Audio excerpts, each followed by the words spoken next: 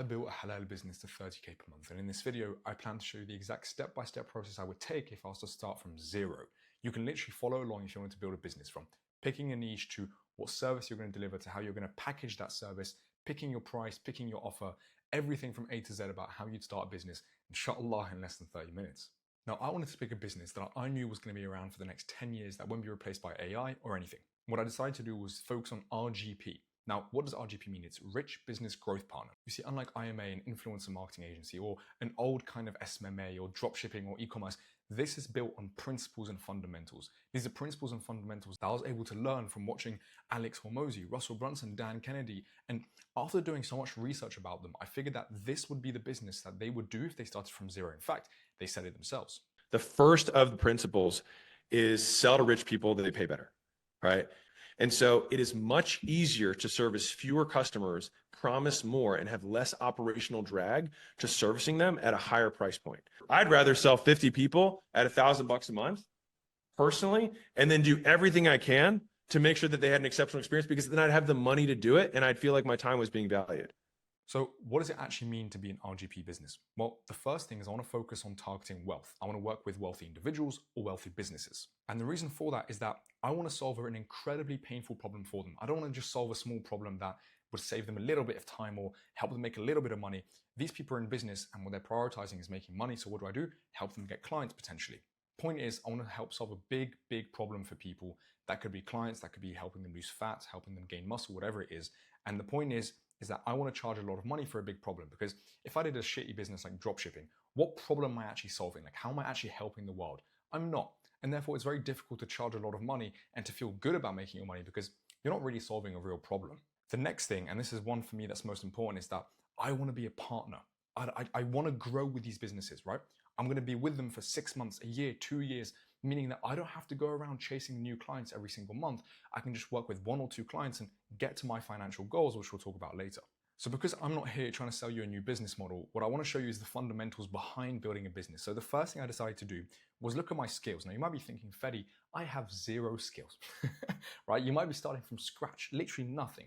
And in this case, this is absolutely fine. I want you to still watch this and understand this and actually take this step with me, because to be honest with you, you do have something. I'm being serious. You do have something. I was speaking to one of my friends in Dubai the other day, and he was telling me, Fedi, I'm kind of lost, right, in business. I don't feel like I have anything. I was like, dude, you have skills. You are a pretty good coder, right? You got those skills when it comes to that. And he was like, actually, you're right. So I ended up building a business around that for him. I had a couple other friends who they didn't really have loads of skills, but they did have something that was really good. They were good listeners and they were good communicators, right? Any skill that you have, soft skill or hard skill. So a hard skill is one that you can learn through books, and a soft skill is one that you can often learn through practice and nurture. But anyways, what I wanted to look at was my skills, and I made a huge list, but I've kind of made it smaller for us to look at together. The first skill I focused on was communication. I also had the skill of cold calling, business skills, not loads, but a little bit, sales skills, skills around content, skills around listening. Now, I could go on and on about smaller skills as well. But what I decided to do as well was just highlight the 2 things that called out to me, right? The ones that you're like, yeah, actually, I'm pretty good at these things. And I think communication and cold calling are pretty some of my strong suits, right? I've done over 15,000 cold calls, which isn't huge compared to some other people, but alhamdulillah, I've developed the skill. And communication, alhamdulillah, is something I've been practicing since I was 12 years old. So I've built some reps. So communication could be selling, it could be content, it could be coaching people. Point is, it's communication. Now, I wanted to look at my interests. What I'd actually be interested in starting, because a lot of these businesses, right, the gurus shove them in your face. And like, you have to make this business, but you end up realizing, 1, it's the most boring thing ever. 2, you hate it. And 3, it's just not interesting, is it? Like, who gets up in the morning trying to make Shopify stores for 12 hours a day? Like, I personally don't find it fun, right? So I decided to look at my interests. Okay, business, cool, online businesses. That's what I like. I don't want to work with plumbers. I'm not really interested in those kind of businesses. I'm interested in online businesses. I'm interested in sales, right? That could be selling, could be the personality of sales. I'm interested in the Deen. Of course, I'm a Muslim. Why wouldn't I be interested in my religion? I'm interested in fitness, health, biohacking, testosterone, food. I'm also interested in politics and power. This is actually something I study loads in my spare time. If you want to have a political debate at some point, let's do it. I'm more than happy to. The politics and power is something I'm also interested in. But I highlighted the 2 that I think I would really love to pursue for the rest of my life, right? Something that I knew I could kind of get into and continue being interested in, which is obviously my Deen and the business. Then I looked at my passions. Well, I'm passionate about my Deen. I'm passionate about reading. I'm passionate about self-improvement. I'm incredibly passionate around making money. I genuinely enjoy making money and helping other people. And there it is, helping others and making money. And I also enjoy challenges, right? I like to challenge myself with me and my friends. We do a lot of challenges together. So those things are also what I'm passionate about. Now, this is something you have to do in the background, because you see in the next step, we're going to take these things, our skills, our interests, and our passions, and we're going to tell ChatGPT to become a business analyst for us. You see, I used to pay a lot of money for people to analyze things in my business and to show me things to improve. And I actually spoke to one of my friends, Samanda, ages ago, and he was telling me about how he had to get an internship, he had to speak to a bunch of executives just to understand things around the business he was working in. Whereas now we can just use ChatGPT. Right? AI is going to help us make our life a ton times easier. So that's what we're going to do. Now, I've left the prompt in here in the comments, so feel free to go use it. What I basically asked ChatGPT was, I want you to be a Wall Street business analyst. I want you to help me pick a niche for my client acquisition business. Now, if you're uncertain on what business you want to do, right? You're uncertain whether you want to do RGP or another business. Maybe you want to be a fitness coach. Maybe you want to do some different service like a copywriter or whatever, then that's absolutely fine, right? If you're interested in fitness and you want to do that, if you're interested in copywriting, you want to do that, that's also okay. You can tell ChatGPT what it is that you want, okay? And this will still work fine. If in fact you're certain about 0 things, then I would go with client acquisition just to begin with, because, you know, I'll talk more about it later, but I want to solve a big problem. What's the biggest problem that businesses have? Getting clients. You can't be replaced by AI. You can't be replaced by anybody. Why? Because people buy from people. And the fundamental truth is that every single business needs clients. This will never change as a problem, okay? So where I'll be cold calling people for myself and for my services. So here you'd put skills, right?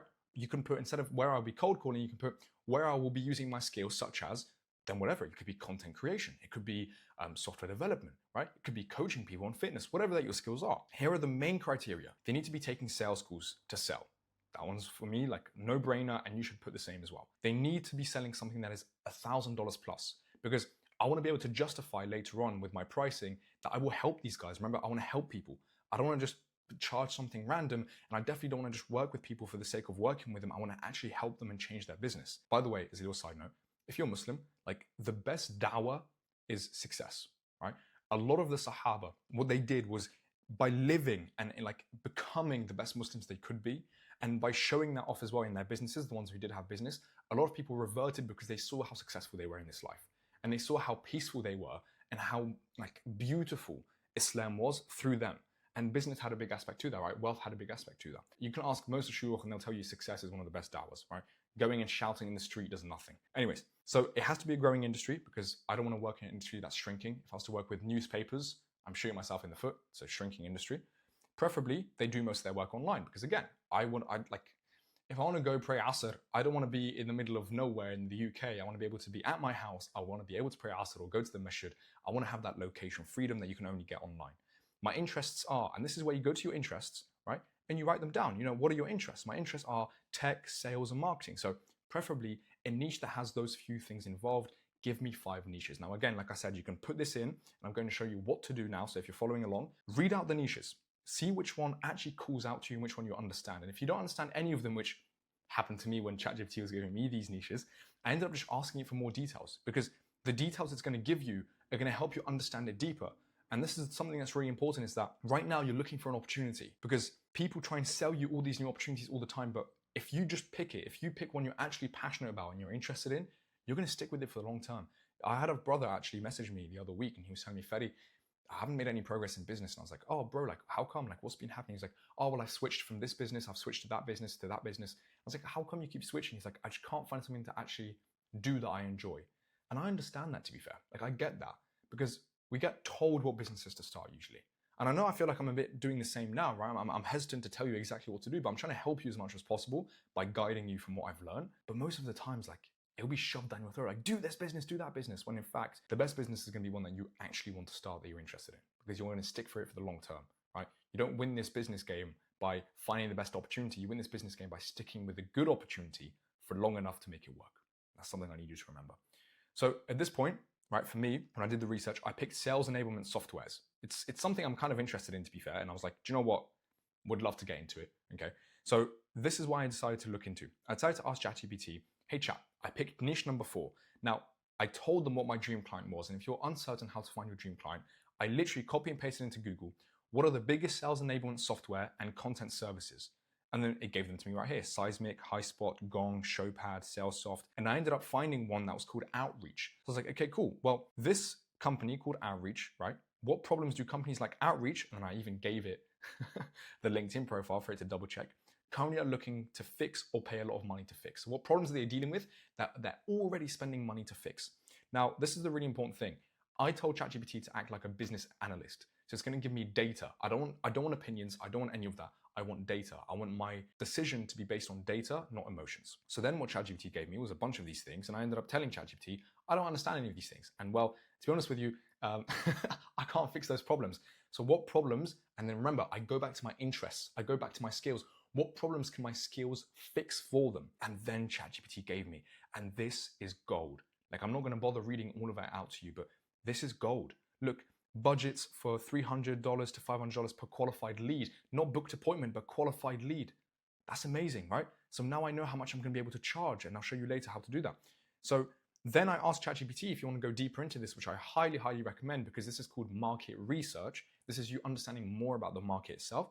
I just told it, look, you gave me these 5 problems, ChatGPT. Please give me a deeper understanding of problem number 1. Give me a deeper understanding of problem number 2, number 3. That's really important to do, by the way. Now, it gave me all the problems. So I ended up looking at these things. Okay, cool. So it takes 3 months on average for an SDR to hit full productivity. That means to actually start, making money for the business. Okay, cool. 3 months, high turnover and recruitment churn. Okay, so people don't usually stick for that long. Okay, damn, there's a lot of problems. And that's good, because here's something nobody will tell you about business. Business is just about solving problems and getting paid to solve those problems. And ChatGPT has literally given you the problems that your niche, which you're interested in, with your skills that you can solve these problems. Like, it's given you literally a business to work on. So now, okay, we've got the problems, we've got the niche, we know what we're going to be doing. How do we make sure that this is a solution that we can put together? And how do we create an offer? And what should we price our business? Okay, that's a good question. So here's what we're going to do. For me, by the way, based on the 5 niches, just pick one straight away. I'll tell you this as a tip. Pick one straight away and figure out a problem you want to solve. And again, you can ask ChatGPT. Then look at your existing skills. And for me, I was like, okay, cool, LinkedIn, I know how to use that. Cold calling, I know how to use that very well. So that's what my service will be. So now I've got a service. I'm going to solve these problems by being a cold caller and building a cold calling agency and building an outbound agency, basically, is what I'll be doing, right? But instead of focusing on the old agency methods, I'm going to be using the RGP methods, which I've already kind of shown you how to do, right? This isn't like some fancy new trick I'm trying to shove down your throat. I'm using principles in business by working with wealthy people and solving big problems and partnering up with them, which I'll show you later on how we're going to do. This is how I'm planning on doing the business, right? So again, I recommend solving a painful problem. The most painful problem businesses have is getting clients. The most painful problem, for example, if you were to be a fitness coach, the most painful problem that, a fat person has is losing weight. Like, imagine fat man at a wedding, right? Imagine you've got somebody who's about to get married and there's this fat. May Allah bless him with shifa if they're ill or anything like that. I'm not trying to make fun of anybody, right?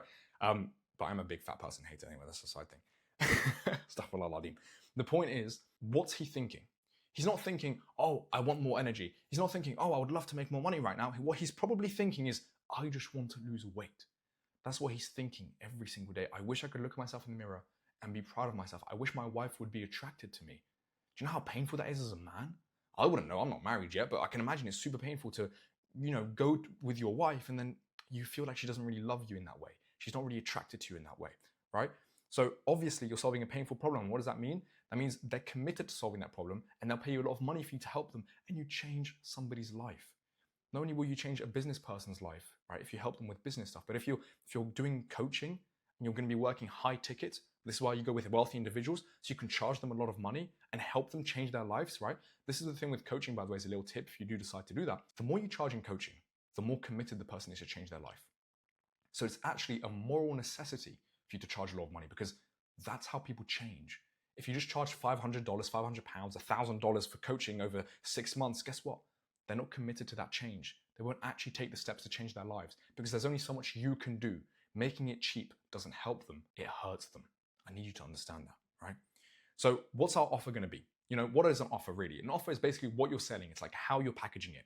Now, I want to show you this very quickly, because this is called the offer mountain. Now, the outcome mountain itself is looking at the top of the mountain and the bottom of the mountain. Imagine you're about to take your prospect up a hike. You're about to take them up a mountain. They're at the bottom of the mountain. They're sad. They're not happy. They're feeling unfulfilled. They're just in so much pain. And they tell you that if they get to the top of the mountain, they will be happy because they would have solved all their problems. And at the top of the mountain, there's what? There's maybe more money, there's more time, there's love, there's a better body, there's feeling healthier, there's being healthier. So what do you do here? Well, I want you to look at it this way. Imagine you took the prospect halfway up the mountain. Would they be happy? I mean, yeah, they'd be happier than when they were at the bottom of the mountain, but would they be where they want to be? No. What about if you take them only slightly up the mountain? Like you take them up 2 steps, you're like, all right, adios, take care of yourself, inshallah, I'll see you soon. They're gonna be pissed off at you. They're like, what the heck is wrong with you?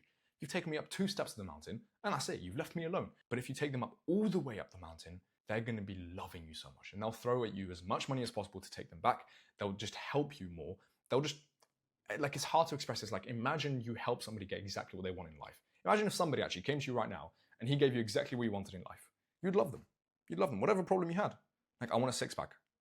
They gave you a 6-pack. Obviously, Allah can only do that, right? Which is why I'm trying to hint a little bit here, like, only Allah can bring you these things, so maybe you should focus more on Allah. But anyways, the point is, for our offer, what we want to do is take them up as high as possible into the mountain. So now I'm going to give you a fitness example and a business example.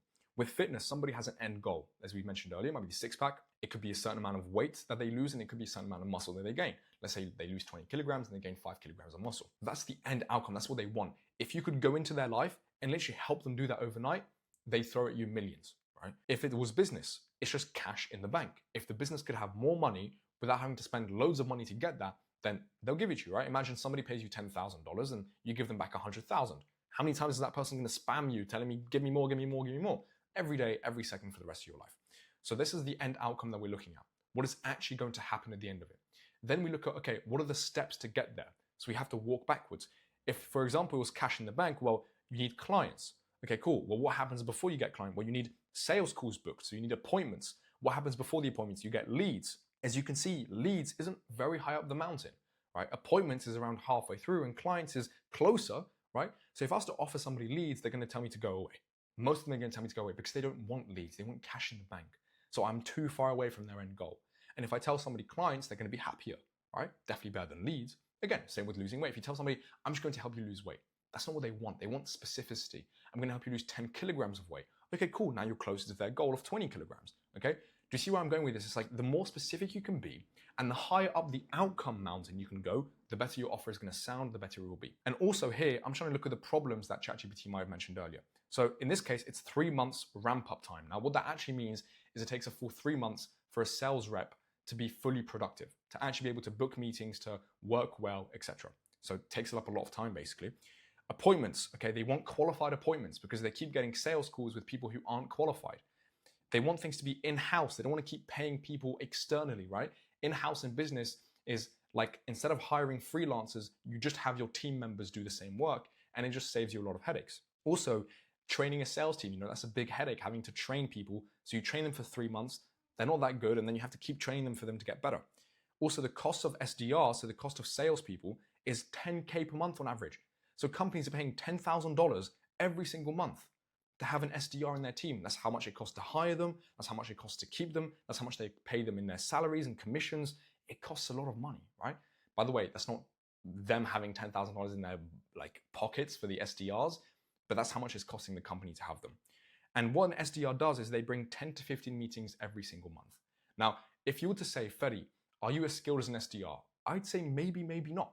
But what I'm going to try and do is aim to do as well as or better than SDR. So when I create my offer sentence, I say I help, and then you say the niche that we picked, I help B2B sales enablement softwares book 20 to 30, so I'm saying double what their sales reps are doing, which I'm confident I can do, right? If you're not 100% certain in your skills, you don't really have to have a number here. It's okay to not have a number at the start, right? Later on, as you'll see when I talk about the pricing a bit deeper, you'll see that you'll figure out a number, right? It come naturally, alhamdulillah. 20 to 30 qualified book demo calls every single month without 3 months ramp up. So I'm saying without the problems that they've described to me, without the costs of hiring and training and managing a big team of SDRs. So I save them all these headaches. And if we were to come to the, offer outcome mountain, what happens is not only do I make them money, but I'm actually saving them a lot of money as well.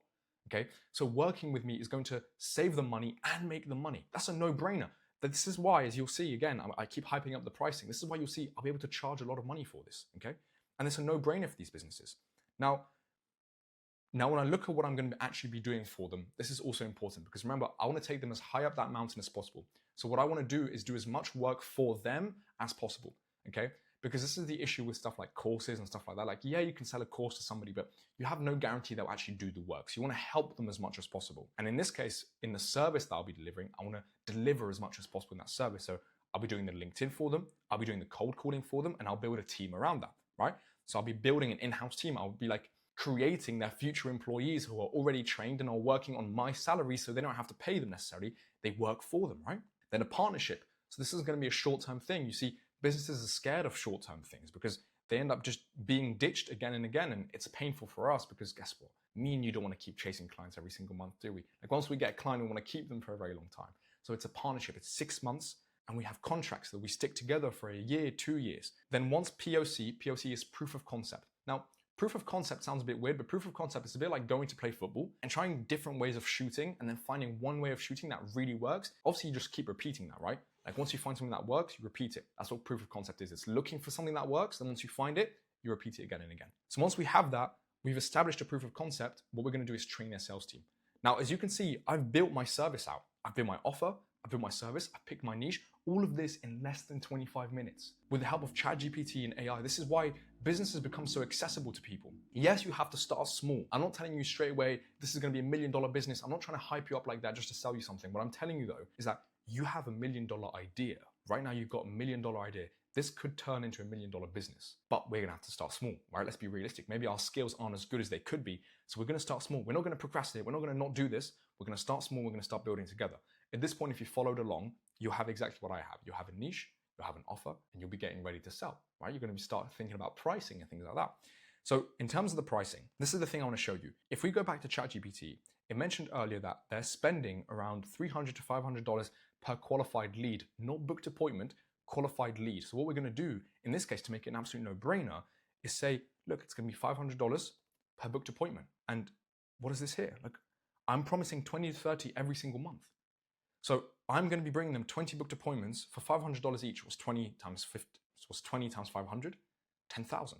So from each client, I could potentially be making $10,000 every single month from one client by just focusing on these high leverage skills that they're already paying a lot of money for. Now, this is the crazy thing. You might be thinking, whoa, Fedi, how have you jumped to 10K per month? Let me explain.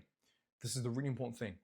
Because I'm working with the RGP method, working with already wealthy people, this is how much they're already paying for something less than what I'm giving them. They're paying $500 per lead, not per booked appointment. Do you see how crazy this is? This is why, for me, this changed my mind completely. And I used to be somebody who was really scared to charge a lot of money, and I was somebody who was really scared of money in general. And so I realized how much there was out there and how much businesses were making and spending on solving their problems. So this is why it's really important to solve a painful problem and to work with already wealthy businesses, because they'll throw money at you, not in a weird way, but they'll throw money at you to help them solve these problems. And you might be thinking, well, Fedi, I don't deserve this much. Well, guess what? You'd be doing the same work if you worked with somebody who only paid $5 per booked appointment. You're doing the same work. There's no difference. There's literally no difference. It's as if me and you were going to work for somebody as a cleaner, okay? We both clean houses. We both do the exact same work. But I went to an incredibly wealthy neighborhood where they paid me $50 per room. Now you went to a less wealthy neighborhood and they paid you $10 per room. What's going to happen? We're doing the same work. There's no difference in skill between me and you. But because I picked the wealthy neighborhood, I get to work with wealthy people who are willing to give me more money, right? Now, some people, this feels weird for them. Like, I'm gonna be honest with you, I'm not gonna make this entire video about trying to break beliefs around like money, but just understand that we're making the money in the process. This is a no-brainer for them. So even if, let's say we didn't put numbers in, you're like, Fedi, I don't know if I can get them 20 to 30, that's fine. Get rid of the 20 to 30. Even if we were to bring them 2 booked appointments every single month, that's an extra $1,000. What would you do with an extra $1,000, right? Like you completely failed. You didn't get them 20, you got them 2, but you made $1,000. You helped them make a lot more, but you made $1,000. Would that not make you feel like you've improved your skill? Would that not make you feel confident? This is the power of the RGP method, okay? This is why I'm so like passionate about this as well, because it's a no-brainer for how it works for businesses. So this is it. This is literally how you'd price it. You'd price $500 per booked appointment, right? No upfront cost on them. You can work fully on commission. And of course, there might be some things you have to pay for. And obviously you can say, look, to get started, we'll start with $500 and then it's $500 per booked appointment. You can do that. Maybe you have some costs you might start up with. Obviously, we haven't gone to that part of the business to look at all the costs and stuff like that. But if the costs were zero, which they well could be with the service I'm delivering, by the way, they could actually be zero. If I just do cold calling on LinkedIn, all I need is my phone number. All I need is a LinkedIn account. They're both free, okay? So $500 per booked appointment. If I bring them 2, it's $1,000. If I bring them 20, which is what I think I could bring them, I'm making $10,000 from one client. $10,000 a month from one client. It's not crazy, okay? So this is literally it, by the way. In less than half an hour, we've created an entire business from scratch, from nothing. Just our previous skills, we haven't had to do anything new. Looking at our previous skills, our interests and our passions, we put it all together to have a business that we can fall in love with and continue working, maybe just to make that extra bit of income for you to support your family and take care of yourself, right? It could be the bigger income for you to do hijrah, for you to be able to really retire your parents and for you to get married, bidnillah. Whatever it is, this is the way to do it, the RGP method. And I know I've only shown you kind of the beginning of it. So I'll be honest with you, if you actually want me to build out this business and show you how to acquire clients, how I plan on acquiring clients, how I plan on selling them on sales calls, how I actually plan on delivering the service and showing you literally building the business with you so we can do it together and you can follow step by step with me. If you would like that, just leave a comment, let me know. I generally will do it bi'idhnillah. And besides that, if at this point you're thinking and you're itching, Fedi, I just want to go sign clients, I want to try this out, I'm going to leave this video linked here. It's about the LinkedIn method that I was kind of mentioning in this video a couple of times. This method actually helped me sign 15 high-ticket clients in the first month. So go ahead, feel free to learn it. It's a full 40-minute video. Like I deep dive into everything, the scripts, how you're going to use it, etc. Bidnillah, you find it useful. Assalamu alaikum wa rahmatullahi wa barakatuh. Don't forget to leave that comment if you do want me to continue this.